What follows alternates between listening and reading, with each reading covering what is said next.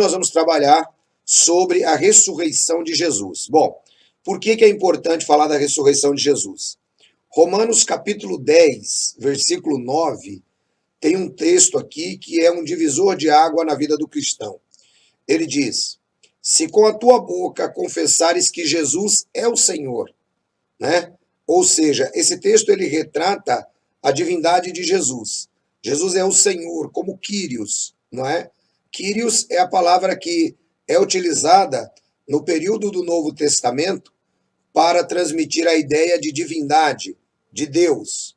Se com a tua boca confessares que Jesus é o Senhor, e em teu coração creres que Deus o ressuscitou dentre os mortos, serás salvo. Pessoal, então peraí, vamos pegar de novo aqui essa fala. Olha, se você confessar Jesus, né, como o Senhor, e no teu coração creres que Deus o ressuscitou dentre os mortos, serás salvo. Então, o ponto em questão aqui é que vai além de um entendimento intelectual. Veja que ele não disse se com a tua mente creres. Não. É com o teu coração que você precisa crer que Deus o ressuscitou dentre os mortos. Esse texto é um texto importante para nós, porque imaginem, por exemplo, nós estamos aqui, né, a aproximadamente 14 mil quilômetros, né, do Estado de Israel. Nós não conhecemos nada fisicamente, nós não apalpamos nada, mas a Bíblia diz que é necessário desenvolver essa fé no coração. Então não é na mente só, é no coração.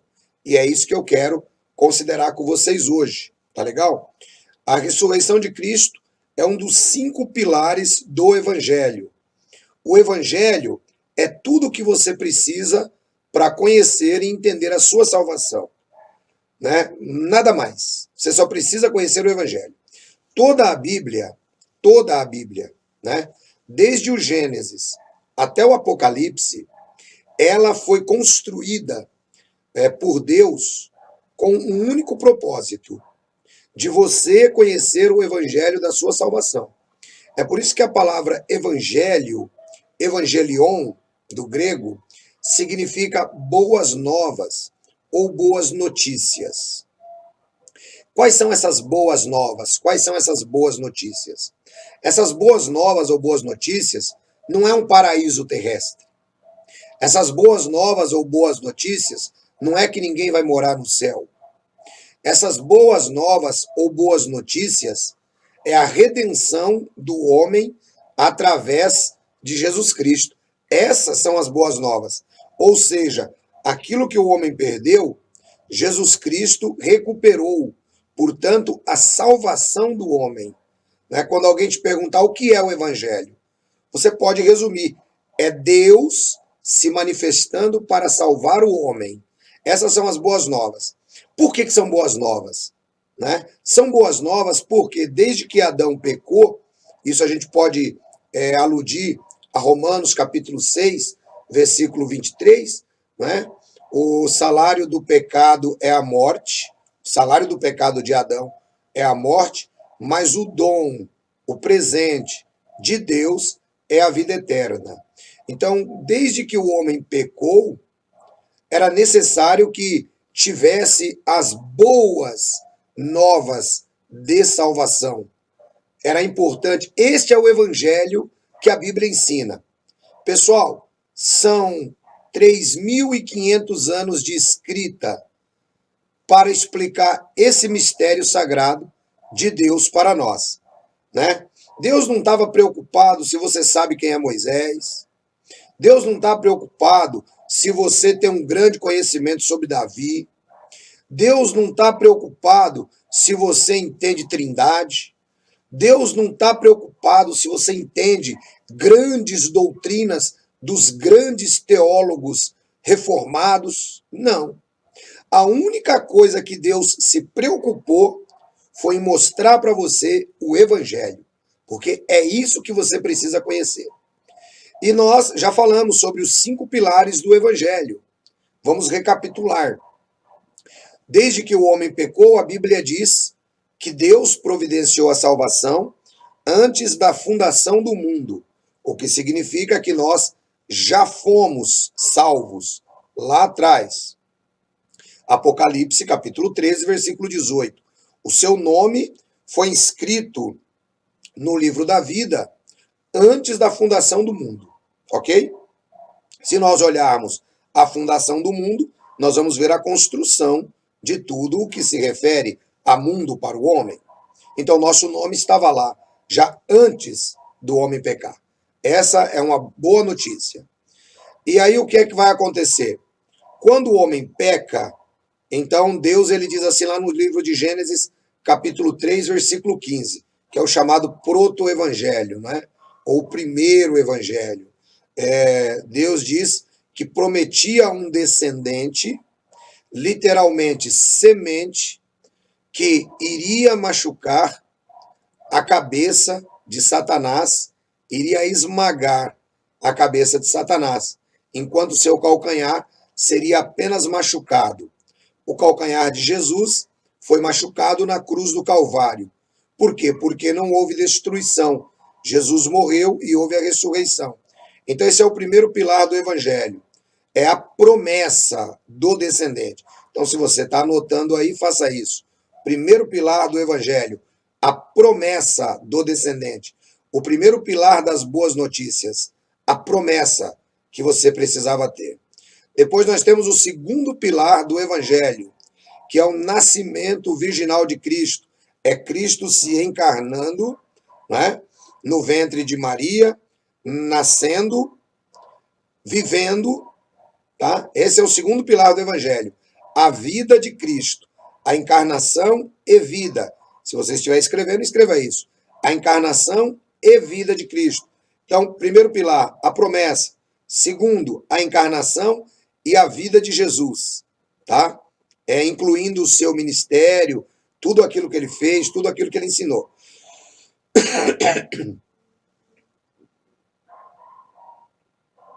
Tudo aquilo que ele fez, tudo aquilo que ele ensinou.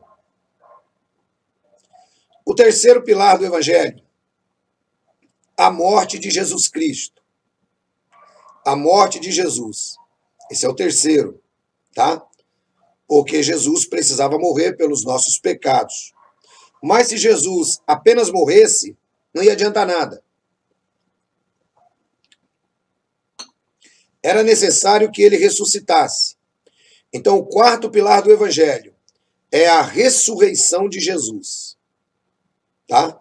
Porque na ressurreição está a garantia da nossa esperança, que é sobre o que nós vamos falar aqui. Na ressurreição está a garantia. Veja, o Evangelho todo ele traz uma esperança. Mas na ressurreição está a garantia da esperança. E qual é a esperança? A esperança é que nós seremos ressuscitados como ele. E o último pilar do Evangelho é a vinda de Jesus e o juízo final. Então, isso aqui é que o homem precisa conhecer, ó, de cor e salteado. Isso é o que você precisa crer. Isso é o que você precisa entender, que é o que eu vou explicar hoje, tá? Então, todas essas coisas são importantes para que você possa, de fato, como disse Romanos, capítulo 10, versículo 9, entender, tá, que Jesus ressuscitou dentre os mortos e que com o seu coração você crê para a salvação. Esse assunto é muito importante, irmãos. Esse assunto é muito importante. Então eu peço aos irmãos que deem detida atenção. Eu peço aos irmãos que evitem comentários e evitem distrações para que você possa entender o assunto. Isso aqui sim envolve a sua vida. Isso aqui envolve a sua salvação. O resto é conversa fiada. Tá legal? Então vamos começar com 1 Coríntios capítulo 15. Está escrito: Ora, irmãos, desejo lembrar-vos o evangelho, como já vos tenho anunciado, o qual recebestes e no qual permanecestes, pelo qual também sois salvos, se o retendes, tal como o anunciei, se não é que crestes em vão. Bom, o primeiro ponto que o apóstolo Paulo mostra para nós aqui é que o evangelho, como dizia o ministro Magri, é imexível. Você não pode mexer no evangelho. Você não pode inventar nada para colocar no evangelho. O evangelho é exatamente o que eu expliquei para vocês agora, e Paulo diz que esse é o evangelho que ele tinha anunciado. Você não pode mexer no evangelho nunca. Não tem como você fazer isso. Não tem como inventar. Tanto é que o apóstolo Paulo diz que se alguém vos anunciar um outro evangelho além deste, que eu vos anuncio como evangelho, seja anátema, seja amaldiçoado. Então não tem como mexer no evangelho, tá legal? Por isso que é tão importante você entender isso. E aí ele diz assim, ele diz que você precisa reter este evangelho tal como foi anunciado. Aí continuando no versículo 3. Antes de tudo, vos entreguei o que também recebi, que Cristo morreu por nossos pecados, segundo as Escrituras. Presta atenção. Cristo morreu pelos nossos pecados, segundo as Escrituras. Ressuscitou ao terceiro dia, segundo as Escrituras. E em seguida foi visto por Cefas e pelos 12. Depois foi visto uma vez por mais de 500 irmãos, dos quais vive ainda a maior parte, mas alguns já morreram. Depois foi visto por Tiago, depois por todos os apóstolos, e por último a todos apareceu também a mim, como um que nasceu fora do tempo. Pois eu sou o menor dos apóstolos, que mesmo não sou digno de ser chamado apóstolo, porque persegui a igreja de Deus. Olha que interessante, o apóstolo Paulo salienta aqui duas particularidades, resumindo todo o evangelho em morte e ressurreição de Jesus, as boas notícias. Então ele diz assim, eu vou ensinar para vocês o que eu também recebi de Jesus. Então o que Jesus quer, meu irmão? Que você que está me assistindo agora, nesse momento, entenda, de cor e salteado, de trás para frente e de frente para trás. O que Jesus quer que você entenda? Jesus quer que você entenda a importância da sua morte e a importância da ressurreição. É isso que Jesus quer. Se você entendeu isso, entregou sua vida para Jesus, o seu coração ele vai desenvolver a fé salvadora e você está salvo em Cristo. É isso que você precisa entender e abraçar como cristão. Ancião, e o resto? O resto, conforme você mesmo disse agora, é apenas resto. Essa é a essência da Bíblia. Tá legal? Então é nisso que a gente vai se baseando. E o apóstolo Paulo começa trabalhando um desses pilares mais fortemente nesse capítulo. Qual que é? A ressurreição. Lembra-se de Romanos 10, 9, que nós lemos no começo? Você tem que exercer uma fé, não com a cabeça, mas você tem que crer na ressurreição de Cristo com o coração. Então, e é exatamente essa crença que eu quero ajudar você a fortalecer hoje, e você que está acompanhando pela primeira vez, a desenvolver, tá? Então vamos lá, vamos continuar. Versículo 10. Pela graça de Deus, porém, sou o que sou, e a sua graça para comigo não foi vã. Antes trabalhei muito mais do que todos eles. Todavia, não eu, mas a graça de Deus que está comigo. Então, ou seja eu, ou sejam eles, assim pregamos e assim crestes.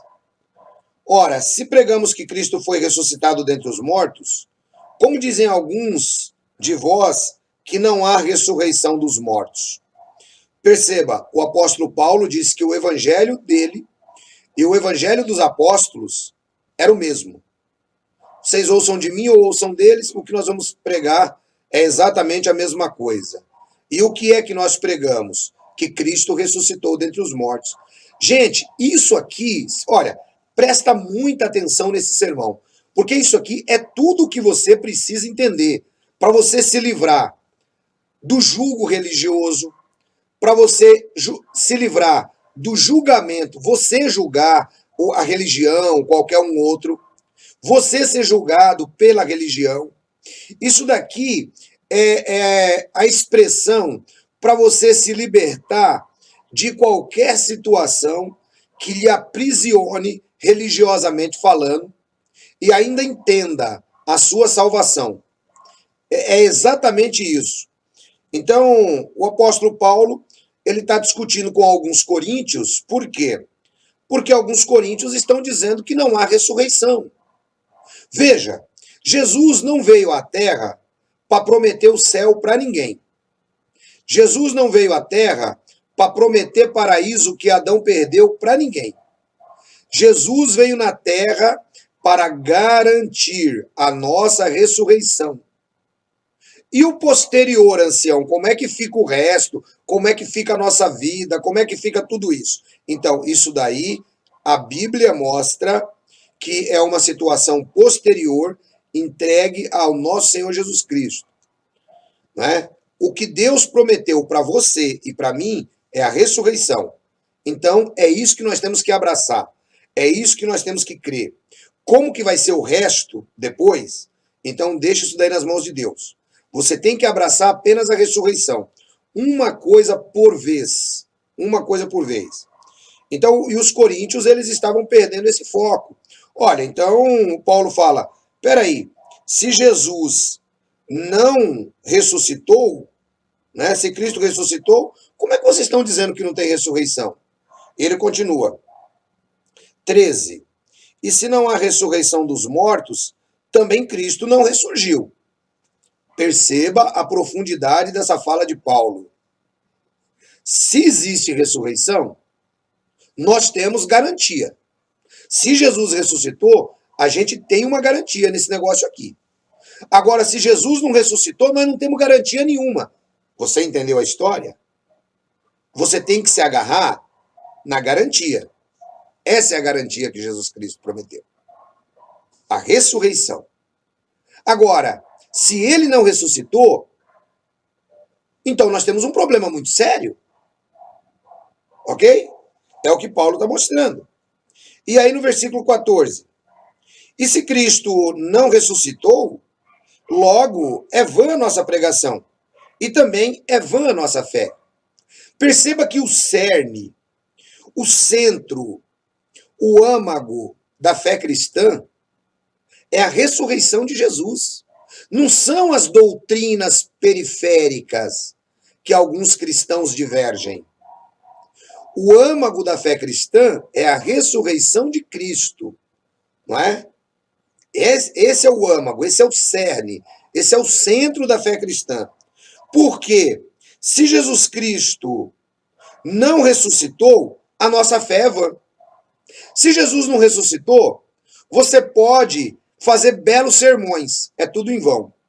Se Jesus não ressuscitou, você pode crer que Calvino foi um dos maiores expositores da Bíblia e seguir tudo que ele disse, mas a nossa fé é vã. Você pode crer que Armínio também foi um grande expositor, mas a sua fé é vã. Você pode saber explicar todos os segredos da Bíblia, mas a sua fé é em vã. Não vale nada. Por quê? Porque, conforme ele diz aqui, se Cristo não ressuscitou, logo a nossa pregação é vã e também a nossa fé é vã. Ou seja, ou você tem fé no cerne do cristianismo, ou o resto é tudo periférico.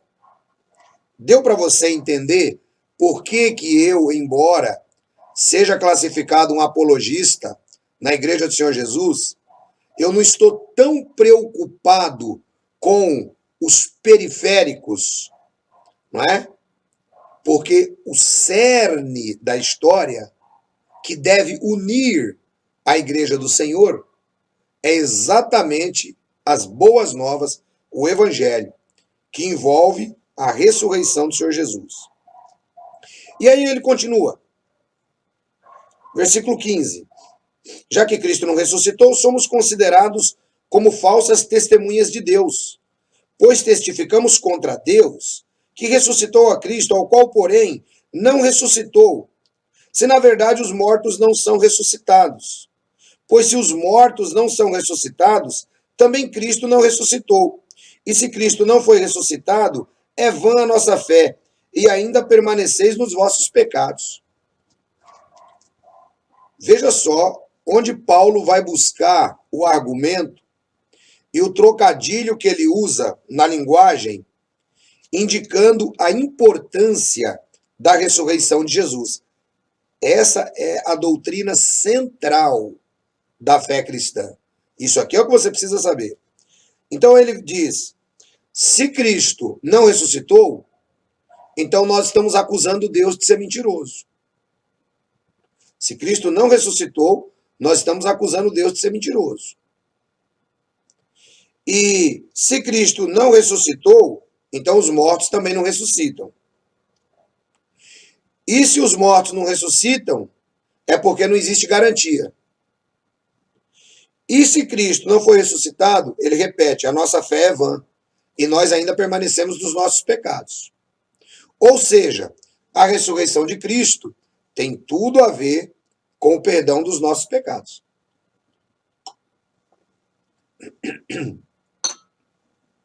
Então, a ressurreição de Cristo tem tudo a ver com o perdão dos nossos pecados.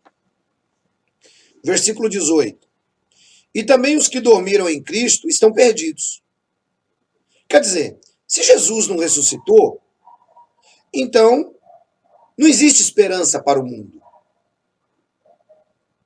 Se esperarmos em Cristo só nesta vida, somos os mais infelizes de todos os homens.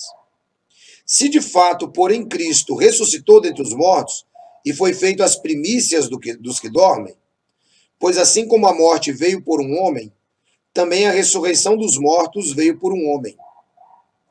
Pois assim como todos morrem em Adão, assim também em Cristo todos serão vivificados. Cada um, porém, na sua ordem. Cristo, o primeiro, depois os que são de Cristo na sua vinda.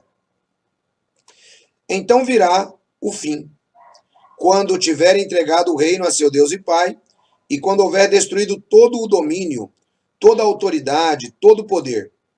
Pois convém que ele reine até que haja posto todos os inimigos debaixo dos seus pés. Ora, o último inimigo que há de ser destruído é a morte.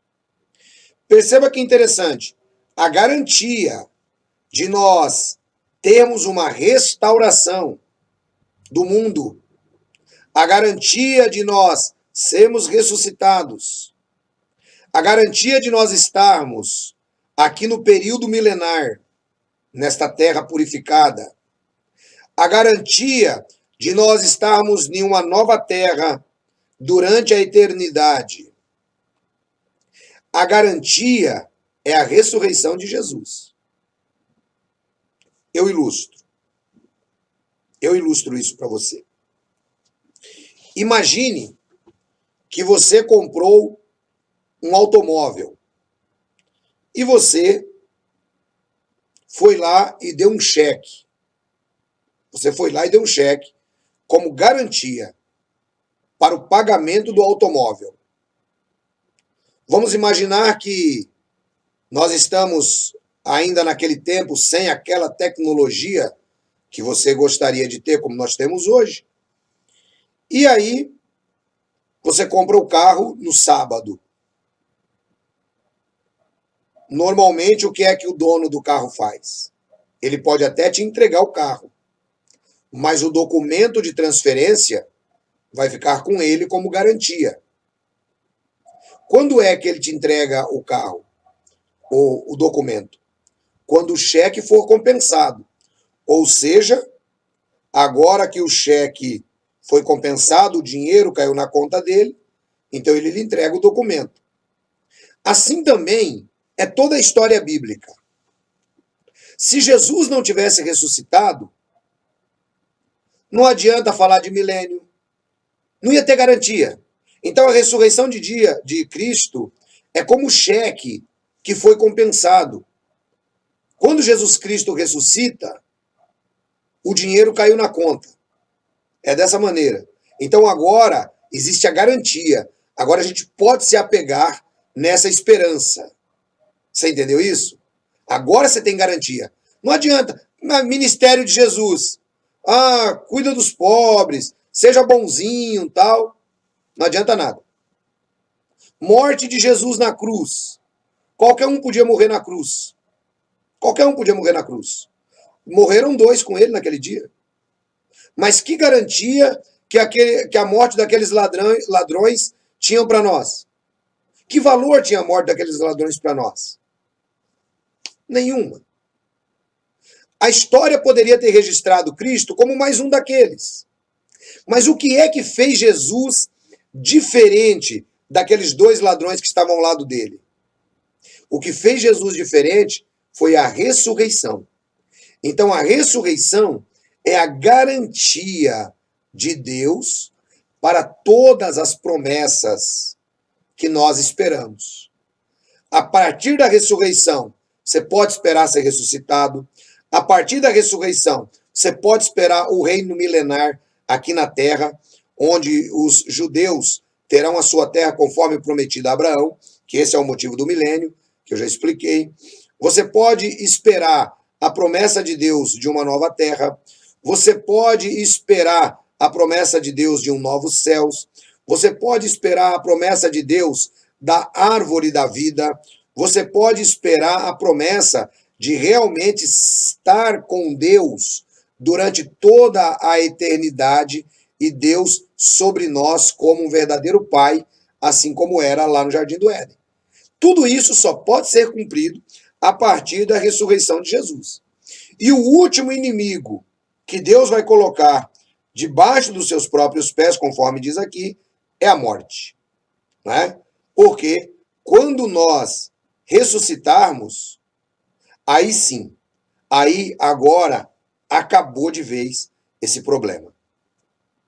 E aí no 27, pois todas as coisas sujeitou debaixo dos seus pés. Mas quando diz que todas as coisas lhe estão sujeitas, é claro que se excetua aquele que lhe sujeitou todas as coisas. E quando todas as coisas lhe estiverem sujeitas, então também o mesmo filho se sujeitará àquele que todas as coisas lhe sujeitou, para que Deus seja tudo em todos. Aqui tem um detalhe muito interessante, que algumas pessoas tentam utilizar esse texto, então devo explicar, fazendo aqui apenas um parênteses, tá?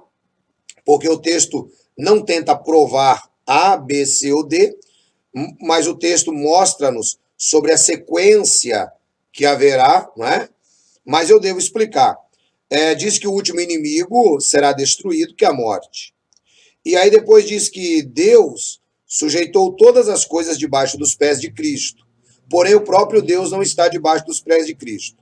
E quando Cristo resolver tudo, então o próprio Cristo se sujeitará de novo a Deus. Aí alguns dizem, tá vendo? Então Jesus não é Deus. Pois é um grande engano na leitura do texto.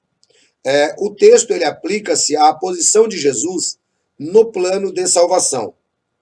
Uma vez que o texto se aplica à posição de Jesus no plano de salvação, a palavra Deus que aparece aqui, nós podemos muito bem entendê-la como o governo do universo.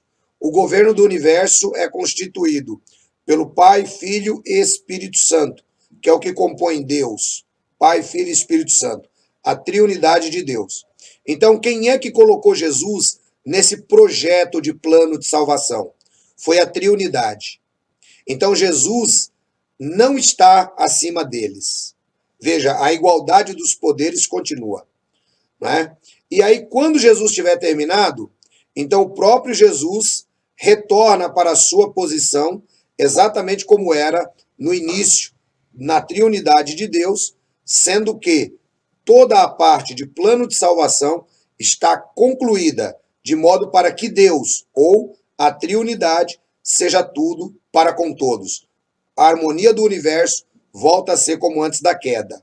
Essa é a ideia do texto. Estou explicando isso porque eu sei que surge essa dúvida, mas nós vamos prosseguir na nossa visão que nós estamos trabalhando. Então, se você pegar esse versículo e substituir a palavra Deus por triunidade, o versículo vai ficar aqui. Considerando que a triunidade são 3 pessoas, o Pai, o Filho e o Espírito Santo, que compõem o poder chamado Deus, tá? vai ficar assim, ó. Pois todas as coisas sujeitou debaixo dos seus pés. Mas quando diz que todas as coisas estão sujeitas, claro que se excetua aquele, ou a triunidade, que lhe sujeitou todas as coisas. E quando todas as coisas lhe estiverem sujeitas, então também o mesmo Filho se sujeitará àquele, a triunidade que todas as coisas lhe sujeitou, para que a triunidade seja tudo em todos. Né? Ou seja, o governo do universo volta a ser como antes da queda, da maneira como Deus havia projetado. E aí Paulo vai voltar agora na história da ressurreição de novo. De outra maneira, que farão os que se batizam pelos mortos, se absolutamente os mortos não ressuscitam? Por que se batizam eles pelos mortos? Porque estamos nós também em toda hora em perigo. Eu vos declaro que cada dia morro, gloriando-me em vós, irmãos, por Cristo Jesus nosso Senhor. Se como homem lutei em Éfeso com feras, que me aproveita isso? E se os mortos não são ressuscitados, comamos e bebamos, porque amanhã morreremos. Não vos enganeis, más companhias corrompem os bons costumes. Voltai à sobriedade e não pequeis, pois alguns ainda não têm conhecimento de Deus. Digo-vos para a vergonha vossa. Olha só, irmão, que interessante isso aqui. Aqui eu sou obrigado a explicar também, fazendo um parênteses. Pô, que negócio é esse de se batizar pelos mortos, assim, ó? Lá na cultura dos coríntios, porque o batismo, ele não é propriedade do cristianismo, entendeu? Não foi o João Batista que inventou o batismo. Um belo dia o João Batista falou assim, estava lá comendo um gafanhoto, aí, sabe uma coisa, eu vou começar a batizar o pessoal. Esquece isso aí, irmão. O batismo, inclusive, era uma prática pagã, tá? O batismo já era praticado no Oriente Próximo, né? Desde os tempos de Moisés, trazendo para a nação de Israel, já havia os tanques de purificação, onde as pessoas também se purificavam, né? E as nações vizinhas também se utilizavam dessa mesma prática, a prática de batismo. Então não foi o João Batista que inventou. E os coríntios, eles não eram judeus, tá? Eles eram gregos, né? Eles eram de cultura greco-romana. E aí o que é que acontece? Essa prática também existe entre eles. E Paulo vai apresentar a prática da igreja cristã, dizendo para eles assim, olha, vocês aprenderam o evangelho comigo, tá bom. Agora vocês estão tentando me convencer que não tem ressurreição. O Paulo vem dando esse discurso mostrando que a ressurreição é o cerne do evangelho. Vocês vêm dando esse discurso mostrando que não tem ressurreição. Tá bom. Mas vem cá, se não tem ressurreição, por que tem uns amigos de vocês que se batizam pelos mortos? Para quê? Já que eles não creem na ressurreição. Ou seja, se não tem algo místico, se não tem algo do outro lado da morte, por que esse pessoal faz isso? É o que o Paulo pergunta para eles. Vale a pena lembrar que essa não é uma doutrina bíblica e cristã, tá? Esse negócio de batismo pelos mortos é uma doutrina pagã absorvida pela seita chamada mormonismo.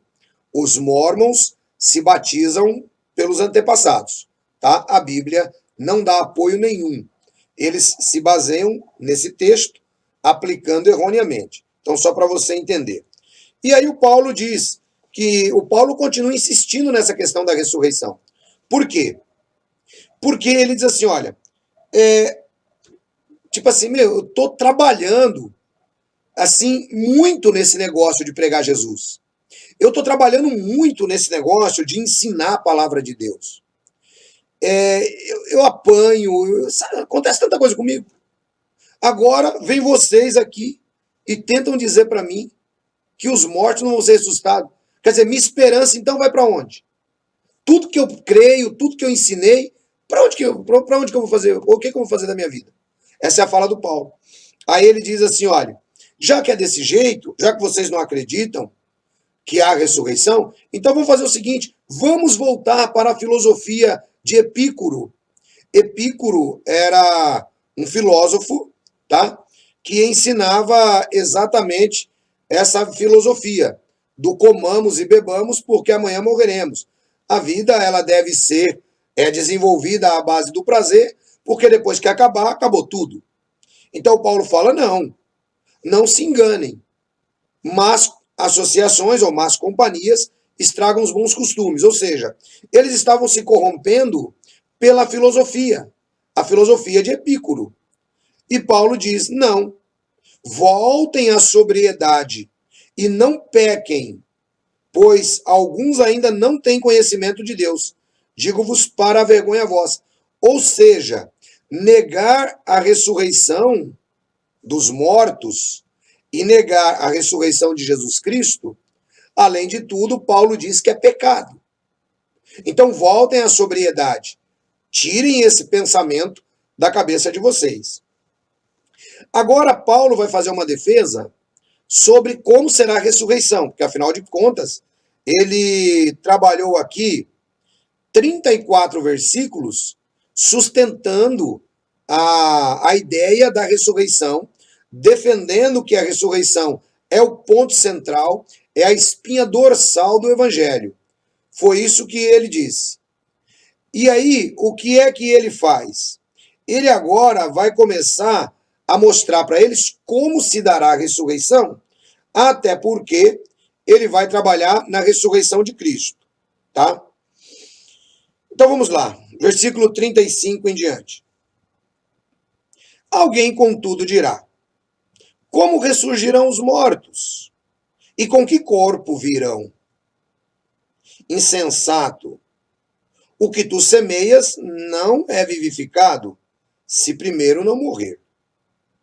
E quando semeais, não semeais o corpo que há de nascer, mas o simples grão, como de trigo ou de qualquer outra semente. Deus, porém, dá-lhe o corpo como quer, e cada semente no seu próprio corpo.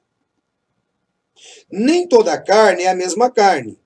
Uma carne é a dos homens, outra é a carne dos animais, outra é a carne das aves, outra é a carne dos peixes.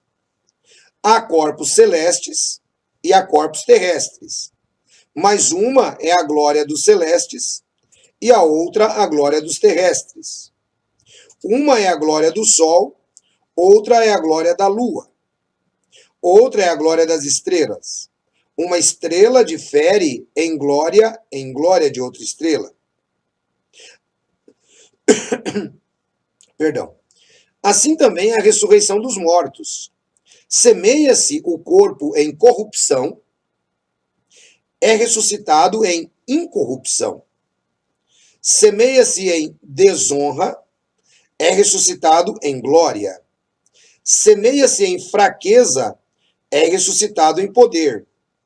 Semeia-se corpo animal, é ressuscitado corpo espiritual. Se há corpo animal, há também corpo espiritual. Assim também está escrito: o primeiro homem, Adão, foi feito alma vivente. O último Adão, espírito vivificante. Não veio primeiro o espiritual. Ou seja, Jesus não veio primeiro, mas o natural e depois o espiritual.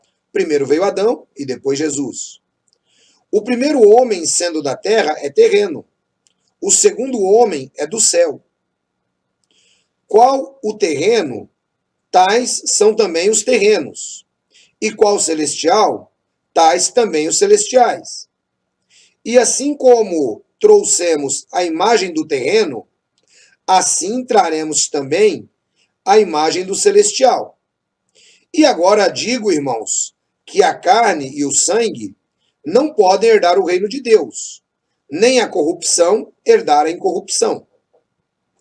Eis que vos digo um mistério. Na verdade, nem todos dormiremos, mas todos seremos transformados, num momento, num abrir e fechar de olhos, ao soar da última trombeta. Pois a trombeta soará, e os mortos ressuscitarão incorruptíveis, e nós seremos transformados. Bem, vamos dar uma paradinha aqui. Aliás, vamos terminar de ler, depois eu explico tudo. Fica mais fácil. E nós seremos transformados, no momento, num abrir e fechar de olhos, ao soar da última trombeta. Pois a trombeta soará, os mortos ressuscitarão incorruptíveis e nós seremos transformados. Pois convém que aquilo que é corruptível se revista de incorruptibilidade, e aquilo que é mortal se revista de imortalidade. E quando o que é corruptível se revestir de incorruptibilidade, e o que é mortal se revestir de imortalidade, então se cumprirá a palavra que está escrita: tragada foi a morte na vitória. Onde está, ó morte, teu aguilhão?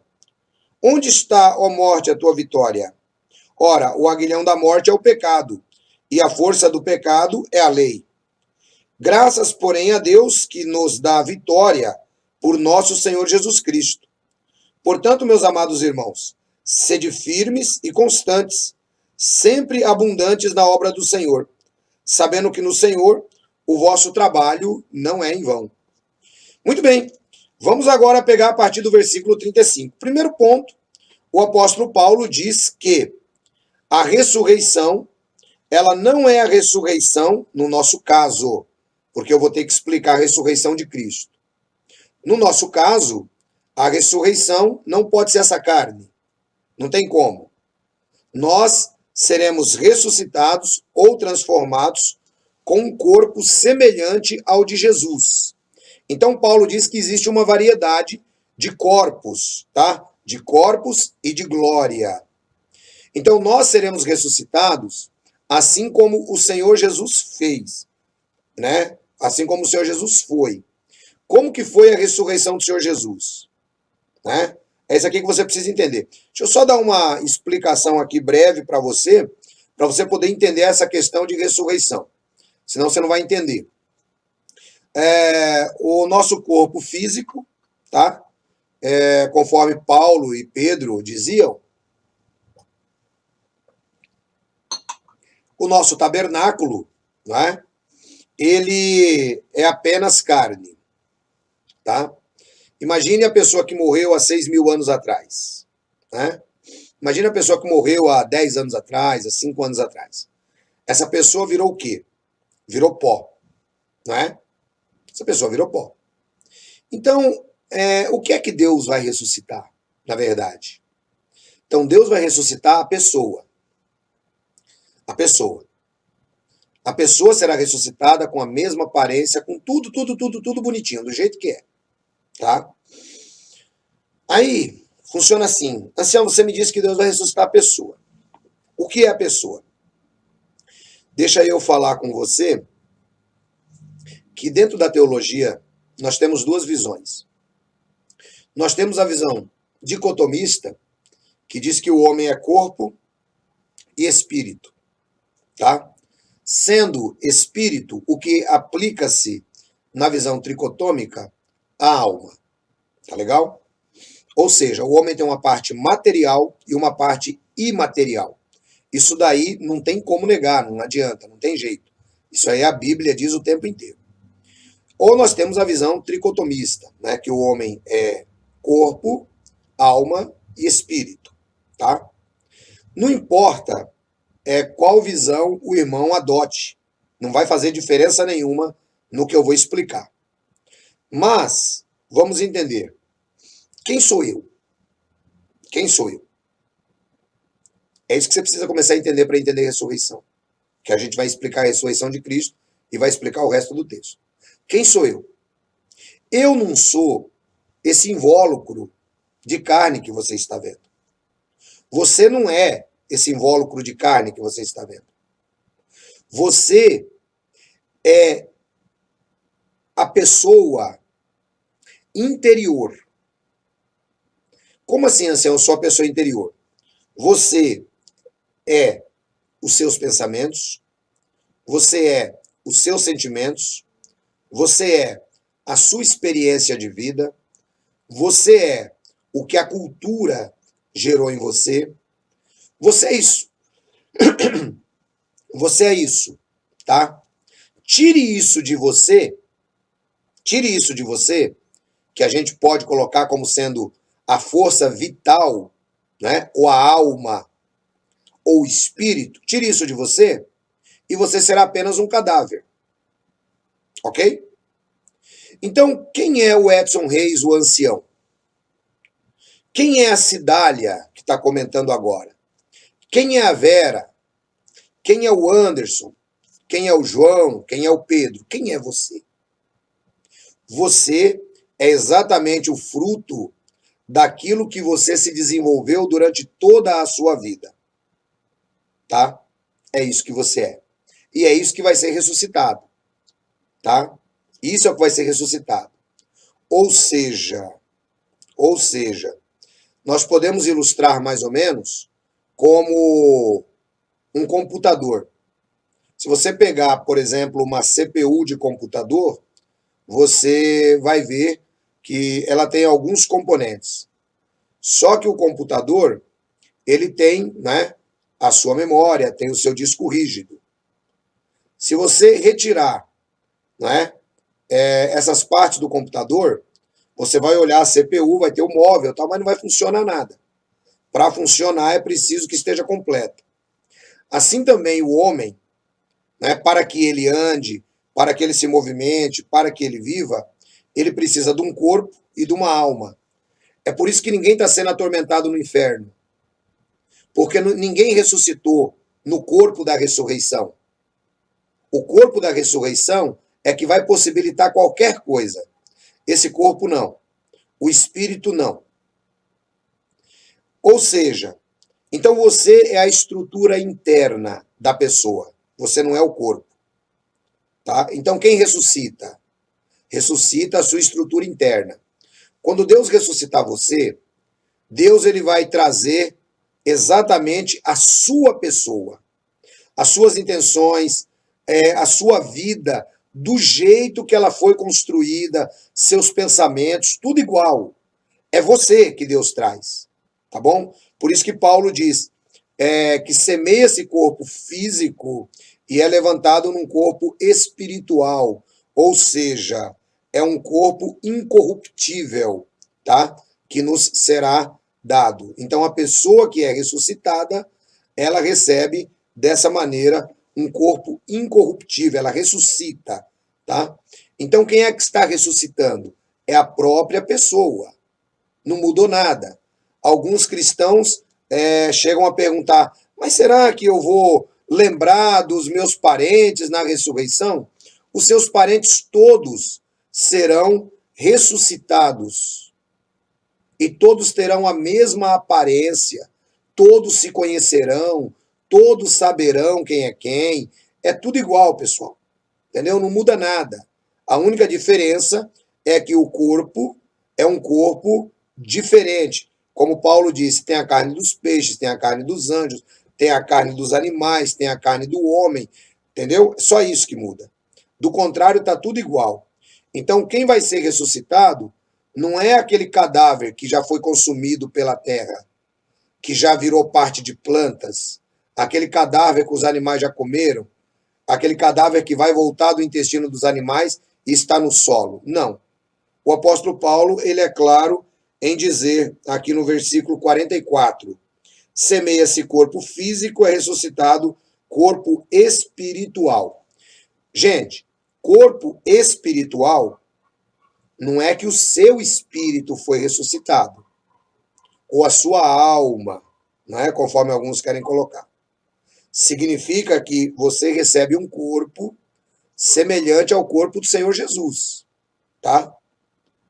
Em primeiro lugar, espírito não morre. Espírito não morre. A Bíblia diz que o espírito volta a Deus que o deu. Então, para haver uma ressurreição, tem que ter essa combinação de corpo e espírito, ou corpo e alma, tanto faz. Aí você, dependendo da sua visão, não vai ter problema nenhum. Ou seja, nós vamos receber um corpo igual ao corpo de Jesus Cristo. Aí você fala assim, mas como que foi o corpo de Jesus Cristo?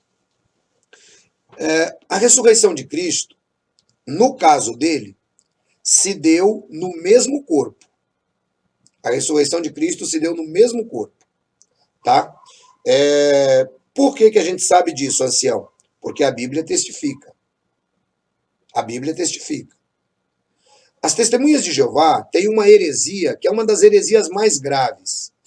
E essa heresia Essa é uma das heresias principais, além de não aceitar o Senhor Jesus da maneira como a Bíblia ensina.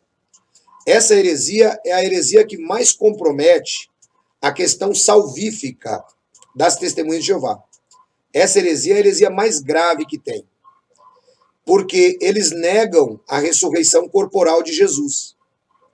E negar a ressurreição corporal de Jesus significa você negar que Jesus Cristo, ele está classificado em toda essa defesa de Paulo aqui aos Coríntios. Ou seja, como que eles ensinam? Eles ensinam que Jesus Cristo ressuscitou em espírito, tá? Eles ensinam que Jesus ressuscitou em espírito. Veja só que interessante. Jesus ressuscitou em espírito, segundo eles, e aí toda vez que Jesus Cristo tinha que aparecer na terra, Jeová dava um corpo novo para Jesus. Então um dia Jeová deu um corpo para Jesus que parecia o corpo de um jardineiro.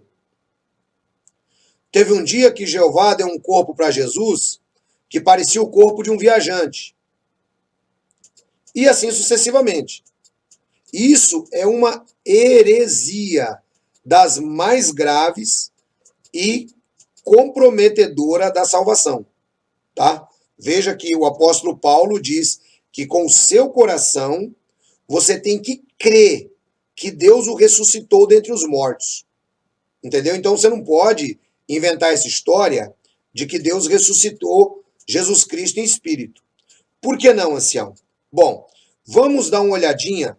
Aproveite aí, você está com a caneta na mão, e faça as suas referências, né? Vamos dar uma olhadinha em alguns textos bíblicos, inclusive textos que muitas vezes acabam confundindo essas pessoas, mas que você precisa trabalhá-los para que você entenda.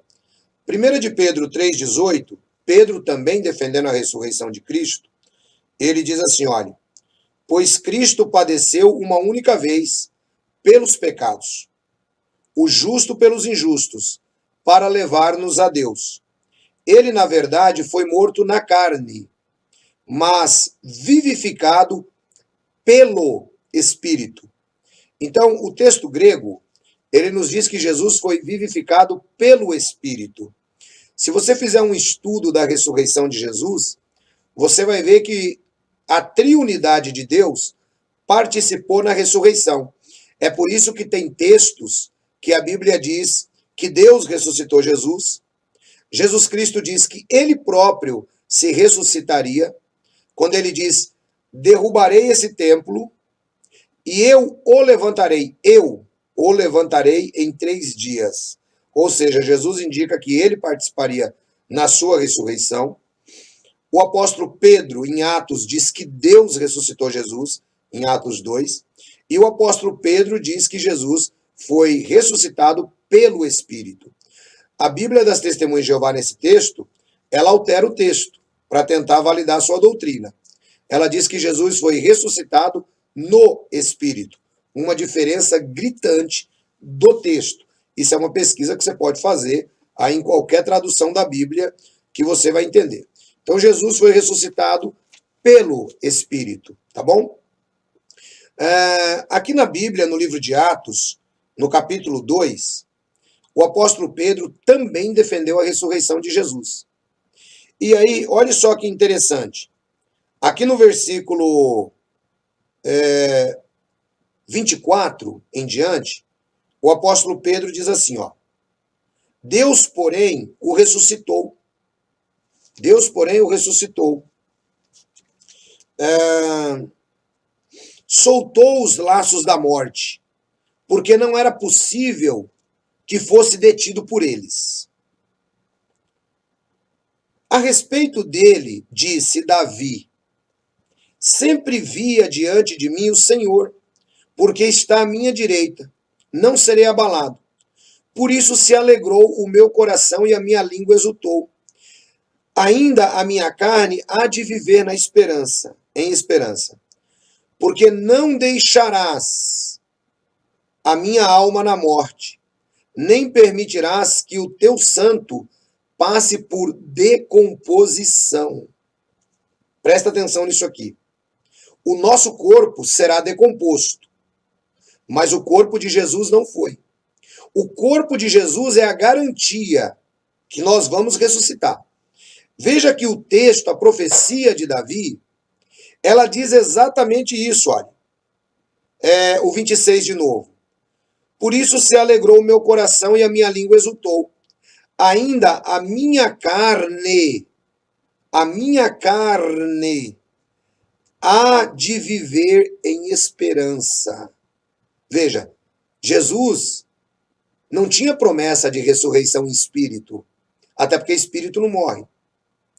A promessa de Jesus era de sua carne viver em esperança. Lembre-se que eu disse que a ressurreição ela envolve um corpo e envolve a pessoa. Leia-se do jeito que você quiser, espírito ou alma. A ressurreição envolve esses dois elementos, tá? Então, Jesus Cristo, aqui no caso dele, o Pedro disse que a carne de Jesus iria reviver. E o Davi ainda falou que a carne de Jesus não passaria por decomposição. Ou seja, não daria tempo do corpo de Jesus se decompor.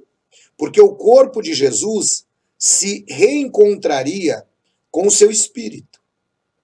É muito simples isso. É a Bíblia que está dizendo, não sou eu. Aí agora a gente vai pegar aqui um outro texto, que é o texto de Lucas. Lucas capítulo 24, versículo 46. Está escrito assim, ó. Jesus clamou com grande voz: Pai, nas tuas mãos entrego o meu espírito. Olha que coisa interessante. A carne de Jesus estava morrendo. O homem Jesus estava morrendo. Mas Jesus, quando vai morrer, ele entrega o espírito nas mãos do Pai. Por quê?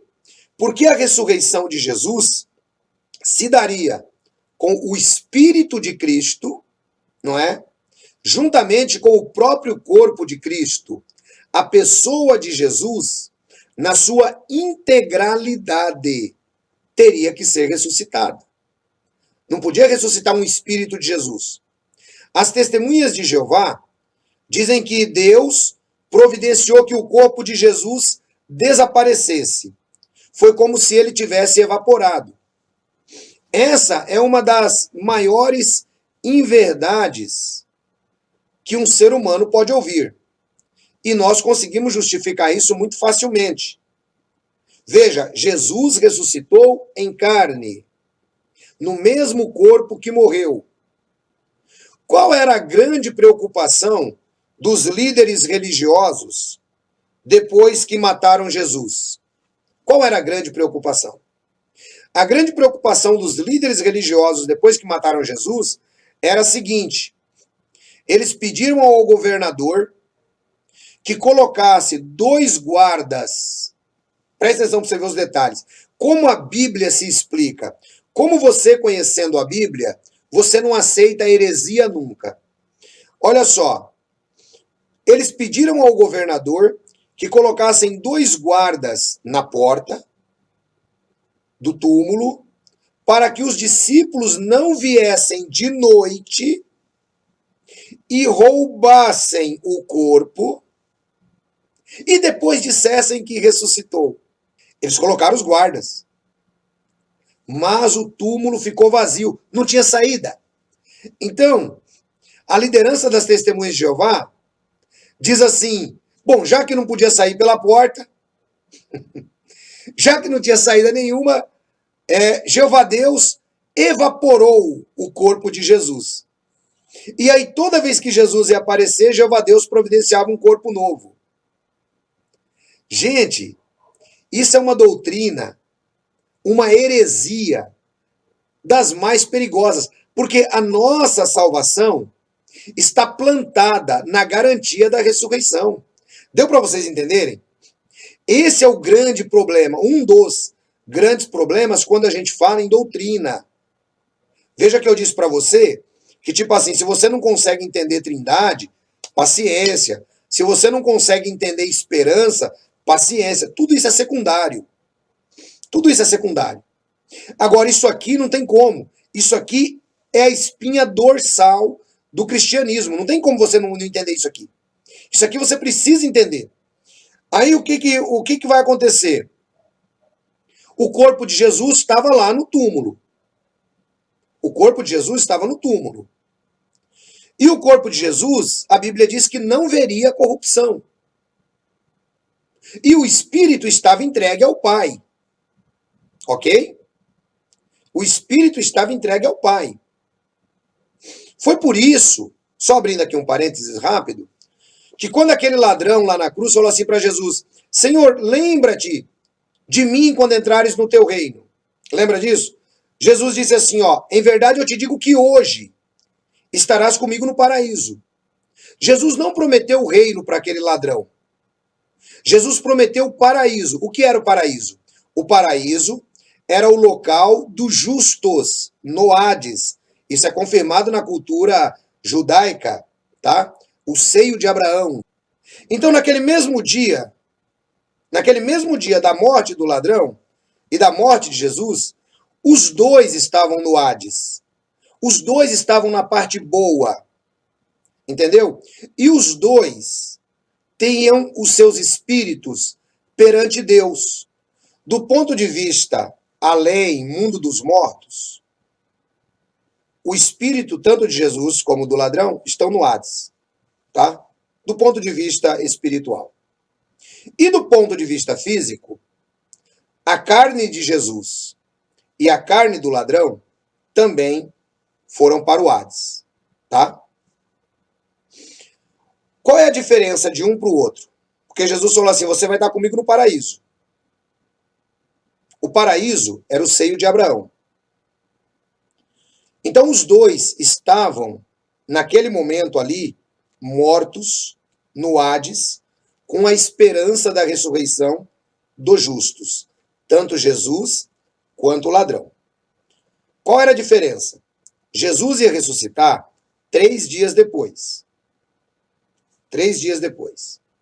O ladrão iria ressuscitar só no juízo final. Jesus, em 3 dias, receberia o seu espírito de volta, que se uniria ao seu corpo, providenciando assim a ressurreição. Em 3 dias. O malfeitor, o corpo do malfeitor ia se decompor no Hades, ia acabar no Hades. Mas o espírito dele está na presença de Deus. Então, no juízo final, Deus vai providenciar a ressurreição desse malfeitor, que vai ser o mesmo.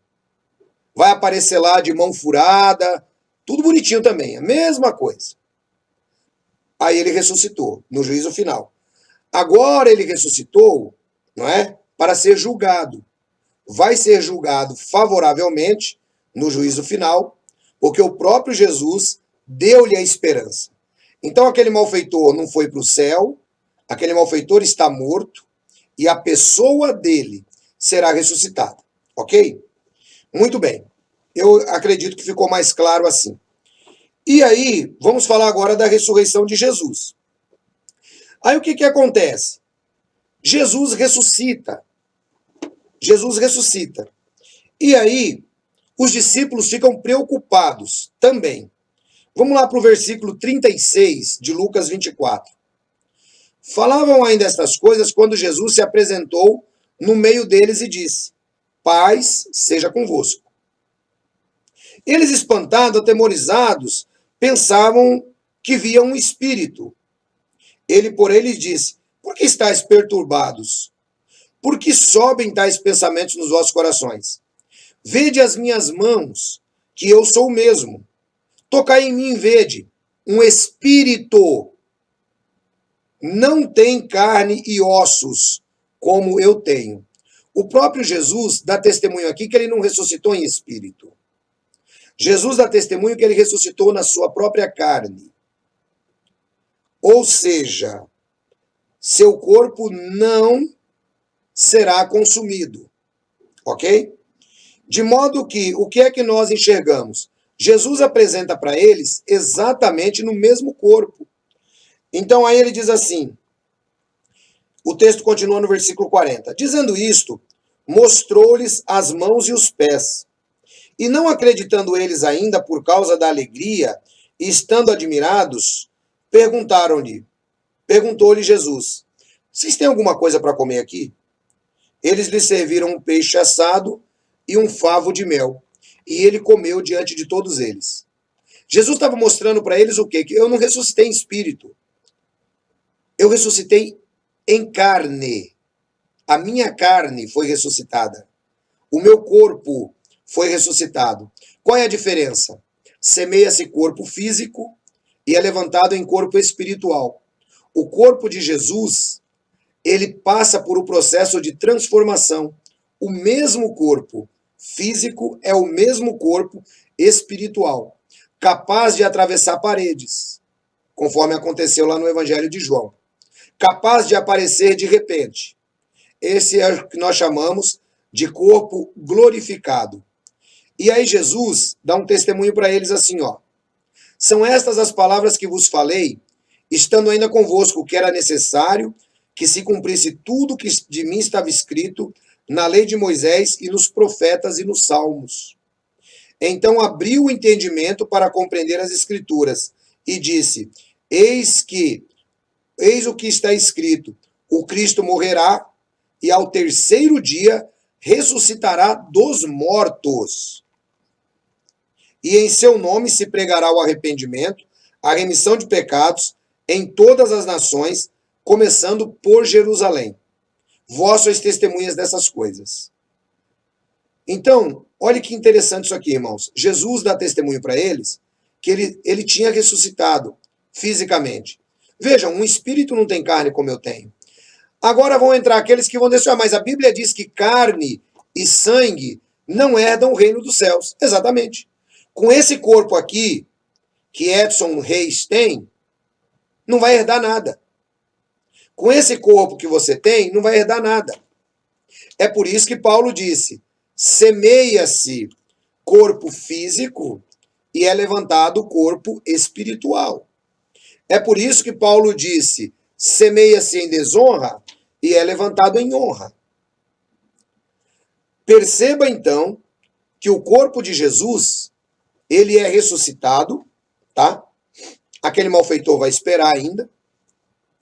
E esse é o princípio da doutrina bíblica para a gente entender.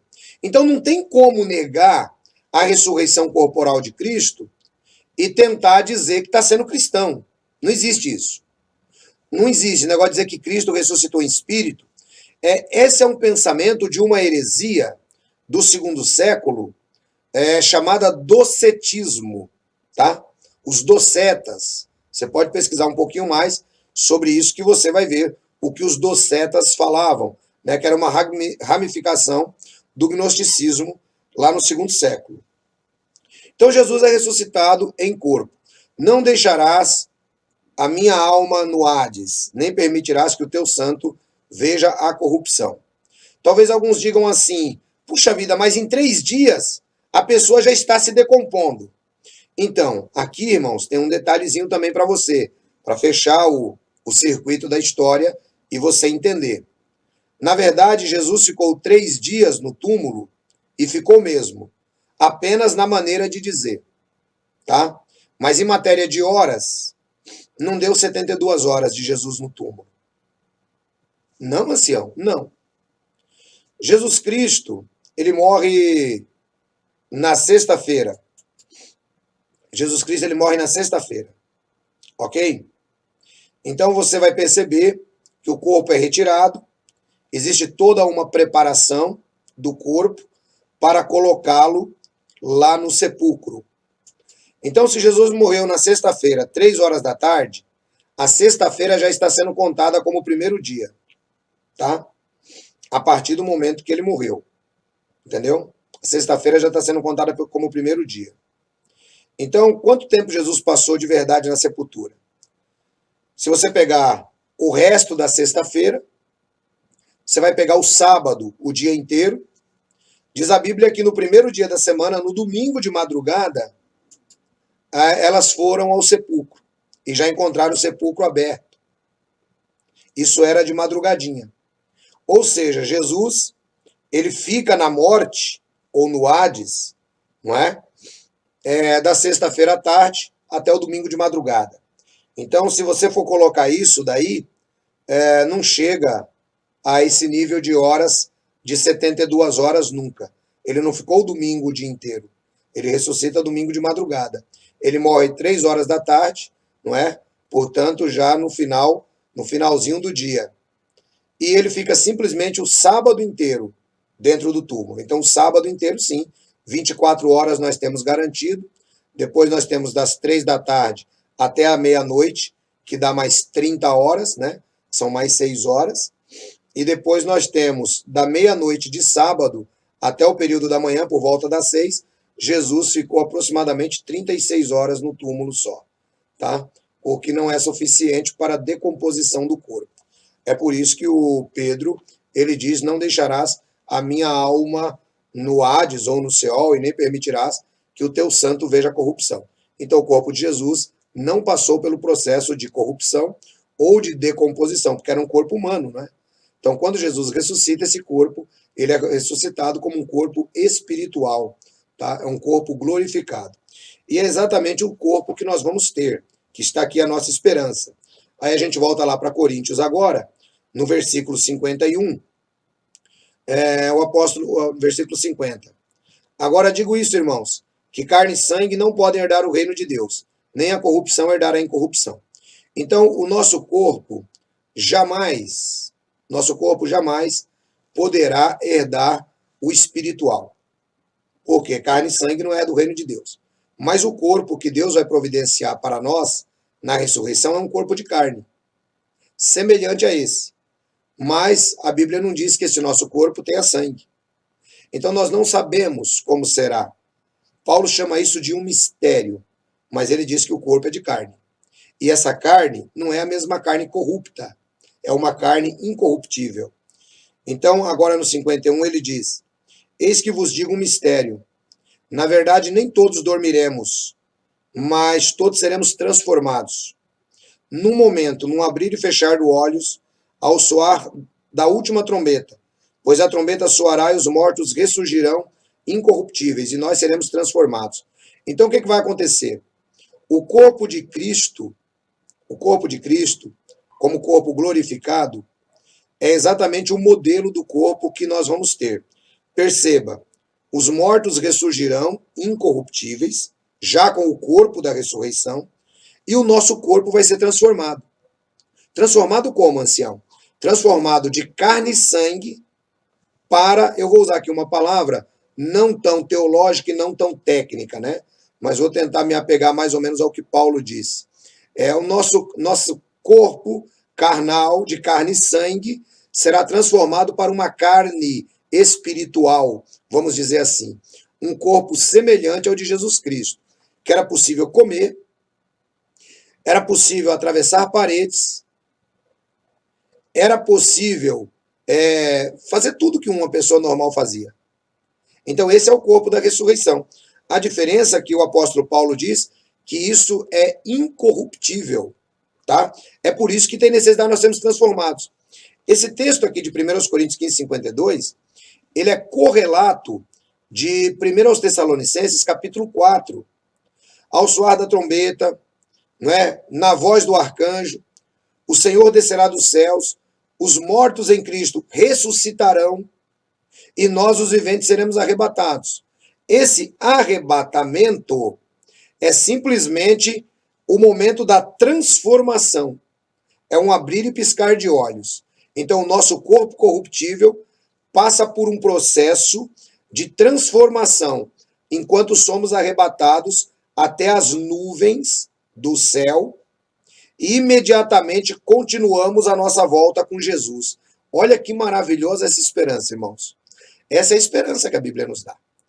Nesse mesmo momento, num abrir e piscar de olhos, todos os mortos do Antigo Testamento, os santos do Antigo Testamento, os fiéis que morreram em Cristo depois da sua ressurreição, todos eles serão ressuscitados com um corpo parecido com o nosso. O nosso vai ser transformado, nós não vamos ser ressuscitados, porque nós não morremos. Mas nós não podemos herdar, né, as beatitudes do reino sem essa transformação. O nível dos santos do Antigo Testamento e o nível da Igreja do Senhor Jesus é diferente do nível das pessoas que estarão aqui na Terra no período milenar. Nós, os que recebemos a ressurreição, ou que recebemos a transformação do corpo, se cumpre esse texto aqui, ó. 54. E quando o que é corruptível se revestir de incorruptibilidade, e o que é mortal se revestir de imortalidade, então se cumprirá a palavra: tragada foi a morte para sempre na vitória. Veja só que interessante, irmãos. Quando houver o arrebatamento da igreja, e quando os santos do Antigo Testamento, junto com os fiéis que morreram em Cristo, forem ressuscitados na volta do Senhor Jesus, se cumpre o versículo 54. Você percebeu? Aqui todos os eleitos de Deus estão reunidos agora. Tanto da velha aliança quanto da nova aliança. Então agora se cumpre, né, a palavra: tragada foi a morte para sempre. Onde está, a morte, teu aguilhão, e onde está a morte, a tua vitória? Ora, o aguilhão da morte é o pecado, e a força do pecado é a lei. Graças a Deus, porém, que nos dá a vitória por nosso Senhor Jesus Cristo. Então a nossa vitória, irmãos, ela está na ressurreição. A nossa vitória está na ressurreição de Jesus Cristo. A nossa vitória está no momento que Jesus desce dos céus, com poder e grande glória, ressuscita os santos e os fiéis do tempo do Novo e do Velho Testamento, conforme Hebreus capítulo 11, e transforma a nossa carne corruptível em uma carne incorruptível, para herdarmos aqui as bênçãos e governarmos com Jesus no período milenar. Essa que é a promessa de Jesus para nós. Essa daqui só, irmãos. Só? É tudo isso. Veja que grande privilégio. Esses que estão em Cristo, nós teremos um grande privilégio, porque em nós, na Igreja do Senhor Jesus, nos santos do Antigo Testamento, nesses que foi aplicada a transformação do corpo, ou a ressurreição, acabou, são imortais a partir daqui. Não morrem mais.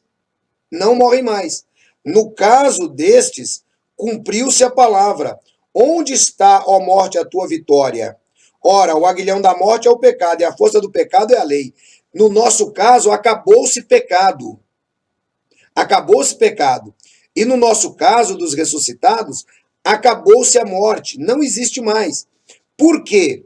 Porque todo esse pessoal, os que Jesus ressuscitou na sua vinda, ou os que foram transformados, como é o nosso caso, os que estivermos vivos, já são testados, aprovados e já tinham a sua salvação lá atrás, nomes inscritos no livro da vida do Cordeiro. Então aqui já se dá o primeiro cumprimento. Por isso que a Bíblia diz, em Apocalipse 20, de 4 a 6, feliz e santo é todo aquele que participa na primeira ressurreição. Sobre eles, a segunda morte não tem autoridade, mas serão sacerdotes do Deus e do Cristo e reinarão com ele durante os 1000 anos. Irmãos, imagine o que significa você ter um corpo glorificado. A nossa mente viaja, porque você imagine o que é que Deus vai nos dar, por exemplo, de privilégios em matéria do universo. Eu penso que Deus tem muita surpresa para nós. Penso que nós não vamos ficar aqui limitados somente ao planeta Terra. A Bíblia diz novos céus e nova terra, não é? Eu entendo que na eternidade, estes que estão em Cristo Jesus, que foram ressuscitados ou foram transformados terão privilégios especiais muito além daqueles que estão na terra, que sobreviveram ao Armagedon. E aí no versículo 58, para finalizar, ele diz: portanto, meus amados irmãos, sede firmes e constantes, sempre abundantes na obra do Senhor, sabendo que o vosso trabalho não é em vão. Aí alguns dizem assim, tá vendo aqui, ó? Tá vendo aqui? Então a gente tem que trabalhar bastante. Não, irmão. Esse texto é resultado do contexto. Esse texto é resultado do contexto. Meus irmãos, fiquem firmes. A gente tem uma esperança. A gente tem uma esperança. Qual a nossa esperança? A ressurreição. Então, saibam que tudo que vocês estão fazendo, tudo que eu fiz, não é em vão. A ressurreição é uma realidade. A ressurreição existe. É por isso que a nossa obra não é em vão. É por isso que nós não somos aplicados àquele texto. Aqueles que esperam em Cristo somente nessa vida são os mais infelizes de todos os homens. É por isso que nós podemos aguardar com certeza, porque Jesus nos deu a garantia. Deus abençoe vocês. Deixa eu aproveitar antes da gente terminar e lembrar você que está aí ainda, né? Principalmente você que está na região de Campinas e região, o nosso irmão Cleiton, juntamente com a Stephanie, tem feito um trabalho muito legal em apoiar, né, o trabalho de um outro irmão lá de Campinas, de moradores de rua. Então eu quero dizer o seguinte, a Igreja Elim de Hortolândia, ela está de cabeça nesse projeto. Eu quero que os irmãos apoiem. Inclusive, Cleiton, pode passar aqui em casa que tem mais itens para doação, tá bom, meu irmão? Pode passar aqui que tem mais itens para doação. Eu quero que os irmãos da Igreja Elim de Hortolândia, ou você que está por perto, apoie. Ancião, como que eu posso apoiar? É muito simples, irmão.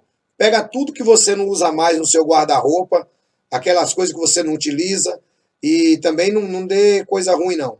Né? Pega as coisas que você não utiliza, que você gosta ainda, mas não utiliza. Para com esse saudosismo. Separa, chama o irmão Cleiton, se não sabe falar com ele, fala comigo, que aí eu faço a ponte, e beleza, chama que a gente vai buscar. Tá? Vai buscar, muita gente está sendo alimentada, muita gente está passando dias melhores nesse momento de frio. Tá? A Bíblia nos diz, lá no livro de Tiago, capítulo 1, versículo 27, que a religião que é pura e aprovada do ponto de vista de Deus Pai é esta: cuidar dos órfãos e das viúvas na sua tribulação e manter-se sem mancha do mundo.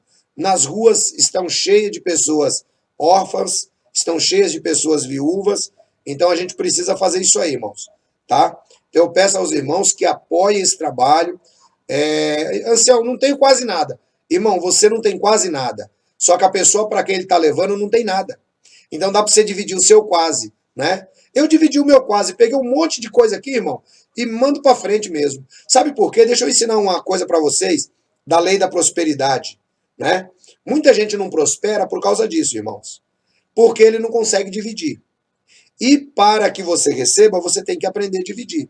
Então, como que você faz isso? Toda vez que você doa alguma coisa, você abre um ciclo de recebimento na sua vida também. É isso aí. Então, por exemplo, eu ganho uma gravata, eu dou uma gravata. Eu ganho um par de sapatos, eu faço doação de um par de sapatos. Eu pratico isso na minha vida o tempo inteiro, meu irmão. Pratico o tempo inteiro. E Deus só tem me abençoado. Deus só tem me abençoado. Você entendeu? Eu tiro um dinheiro para contribuir, Deus me dá outro. Fica tranquilo. Não é a gratidão, não é a ganância evangélica, não é nada disso. É um negócio que é do coração. É a prática, é praticar o bem. Jesus disse assim, ó: praticai o dar, e dar-se-vosão. Eu vou pregar sobre isso um dia. Praticai o dar e dar-se-vosão. Colocarão no vosso regaço uma medida sacudida, recalcada e transbordante. O que significa isso? Se você é generoso, essa palavra de Jesus é assim, ó: você vai receber uma medida sacudida, recalcada e transbordante. Quando eu era criança, nós íamos na venda comprar algumas coisas a granel. Então você chegava lá, comprava farinha a granel. o dono da venda pegava lá aquele negócio e colocava dentro do saco. Aí o que ele fazia? Se ele fosse um cara mesquinho, ele simplesmente fechava ali e acabou. O dono da venda, que era generoso, o que ele fazia? Ele pegava aquele saco de farinha e aí ele batia na mesa para ela descer para o fundo, sacudida, olha, sacudida. Depois ele pegava o fundo daquela caneca, batia mais um pouco, recalcada, e pegava mais um pouco e colocava e fechava. Transbordante. É isso que Jesus garante para a sua vida. Então não importa, se você tem pouco, tem alguém que tem menos. Não vejo justificativa para os membros da Igreja Elim de Hortolândia não estarem empenhados nisso. Não vejo. Tá bom, gente? Então eu peço a vocês, da Igreja Elim de Hortolândia, deixa Deus te usar. Deixa Deus te usar. É isso que eu tenho ensinado para vocês. A minha vida tem sido uma vida de doação para esta igreja. Então, copie o meu exemplo. Sejam meus imitadores, assim como eu sou de Cristo. Tá bom? E você que está nas regiões de Campinas, assim, eu quero doar, estou em Campinas. Fala comigo. 11 947 882 132. Ancião, eu estou em Valinhos, eu quero doar. Fala comigo. 11 947 882 132. Ancião, eu estou em Americana, eu quero doar. 11 947 882 132. Estou em Nova Odessa. 11 947 882 132. Tá bom, pessoal? Isso é o cristianismo em ação. Graças a Deus é aquilo que a gente tem ensinado e procurado viver. Tá bom?